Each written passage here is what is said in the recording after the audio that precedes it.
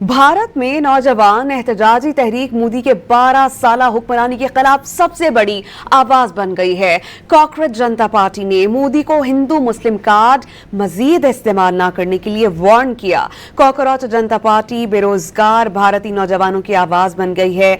मोदी का हिंदू मुस्लिम एजेंडा बेनकाब हो गया। भारतीय जरीदा हिंदुस्तान टाइम्स के मुताबिक कॉकरोच जनता पार्टी ने पिछले 12 साल में भारत की सियासत को हिंदू मुस्लिम एजेंडा तक महदूद कर दिया और कहा कि मोदी हुकूमत का हिंदू मुस्लिम एजेंडा भारतीय नौजवानों की बेरोजगारी जैसे अहम मसाइल को हल नहीं कर सकता। हम भारतीय वजीर तालीम के इस्तीफे के बाद तालीमी निजाम में तब्दीली और रोजगार के लिए एजेंडा तैयार करेंगे। भारत में नौजवान एहतजाजी तहरीक मोदी के 12 साला हुक्मरानी के खिलाफ सबसे बड़ी आवाज बन गई है।